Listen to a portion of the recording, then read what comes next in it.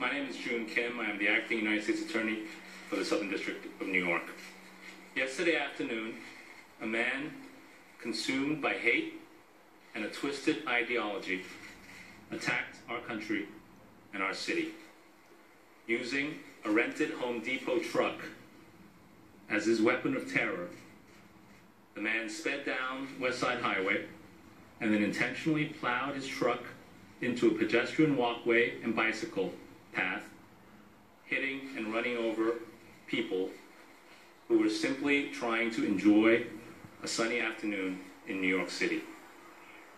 He killed 8 innocent human beings and injured at least a dozen other people.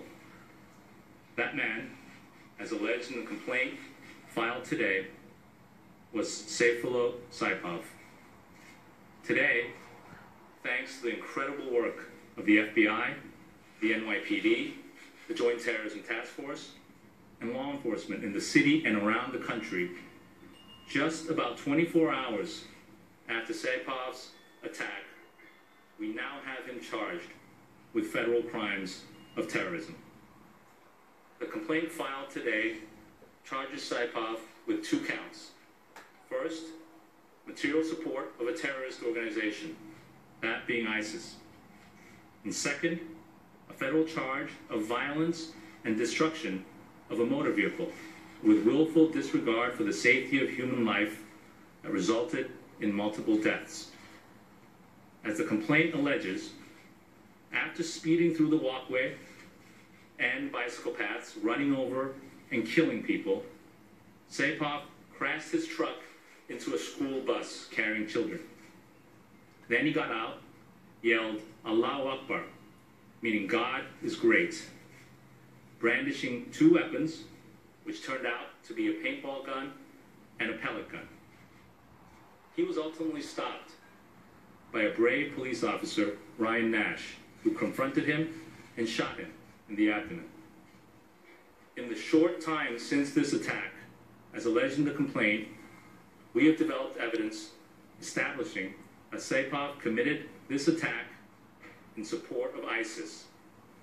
That evidence is laid out in the complaint, but it includes the following: a note that was recovered just outside the truck that read, in part, "No God but God, and Muhammad is his prophet," and Islamic supplication, "It will endure," a phrase commonly used to refer to ISIS. Also, a search of cell phones found in a bag that he was carrying, a search conducted pursuant to court-authorized wiretaps, revealed thousands of ISIS-related images and about 90 videos depicting, among other things, ISIS fighters killing prisoners by running over them with a tank, beheading them, and shooting them in the face. In Mirandized interview statements with law enforcement last night and today, Saipov allegedly admitted that he was inspired to commit the attack by the ISIS videos he watched and had been planning this attack for 2 months. He also admitted that he had rented a truck on October 22nd to practice the turns he would make on his Halloween Day attack. As I mentioned, it is incredible investigative work that has allowed us to bring these charges so soon after the attacks. I want to thank all the law enforcement and citizens who responded to this attack in the way New Yorkers do. In particular, I want to thank Officer Ryan Nash for his selfless bravery. I want to thank the FBI, represented here today by Bill Sweeney, Assistant Director in charge of the New York Field Office. Their work in this case, as in all terrorism matters that we've worked with them on, has been extraordinary. I also want to thank the NYPD, represented here today by First Deputy Commissioner Benjamin Tucker and Deputy Commissioner John Miller. Their leadership and that of Commissioner O'Neill over the greatest police force in the world has helped keep our city safe. And in the wake of yesterday's attacks, the NYPD has kept our citizens reassured and continuing to live our lives. Finally, I want to thank the terrorism prosecutors and investigators in my office who jumped on this immediately and haven't gotten any sleep since. AUSA's Andrew Beatty, Amanda Hole, Matthew LaRoche, who are not here because they're in court at the presentment, and investigators Kevin Song and George Corey, as well as the supervisors of our Terrorism and International Narcotics Unit who are here with me, Sean Buckley and Elon Graff. The folks in that unit, working with the FBI, the NYPD, the JTTF, have a long and unblemished track record of successfully investigating and prosecuting domestic and international terrorists, whether it's the Chelsea bomber, just convicted a few weeks ago on all counts, who will be serving life, mandatory life in prison, or the other terrorists convicted in our courthouse just down the street in the last few years alone. That list includes the recent convictions by this office after the trial of Salman Abu Ghraib, Osama bin Laden's son-in-law, Abu Hamza, the United Kingdom-based radical cleric, Ahmed al-Gamal, the homegrown ISIS supporter, and Khalid al-Fawaz, one of Al-Qaeda's embassy bombing defendants. It is an amazing record of success. Of the 8 innocent people Saipov allegedly killed yesterday, 2 were Americans, and the rest were foreigners visiting New York City. It has been reported that 5 of the victims were childhood friends from Argentina, celebrating a high school reunion. Those Argentinian men came here, like the millions of other visitors, to see the sights and spend some time in the greatest city on earth. For the same reasons that millions visit this city and find it so special, alleged terrorists like Saipov view the city as a prime target for their hate-filled crimes.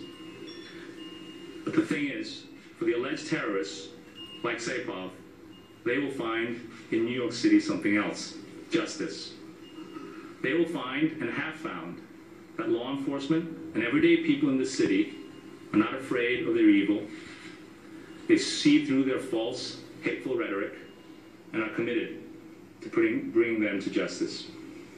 And that is what we intend to do with Saifullah Saipov. I'd like to bring to the stand now Bill Sweeney, Assistant Director in charge of the FBI. Thanks, Joon.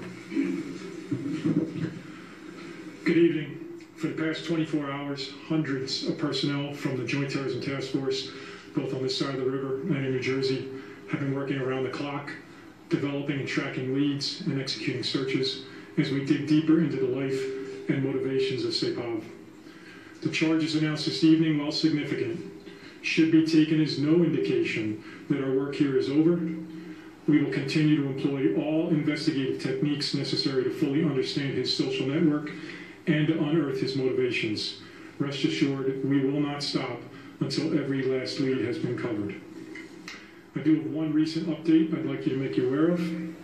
Earlier, as we came this evening, we were seeking information about an individual. Many of you in this room received that alert. We are no longer seeking that individual. We believed he had information related to yesterday, but we are not looking for that individual any longer.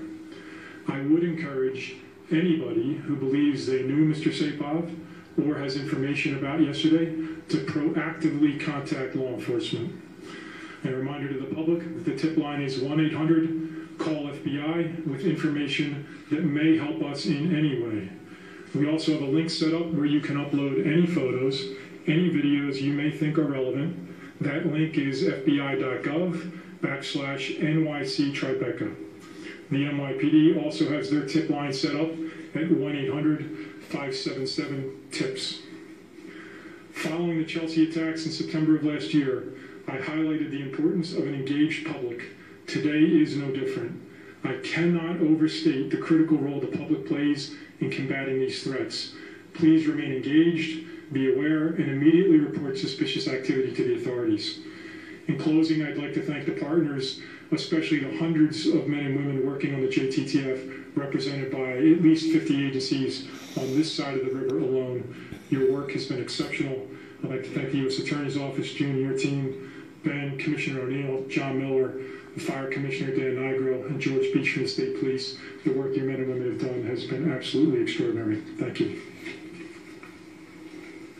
Thanks, Bill. Now I'd like to bring to the podium First Deputy Commissioner Benjamin Tucker. Sayfullo Saipov on federal charges sends the strongest message to those who seek to commit acts of terror in our country.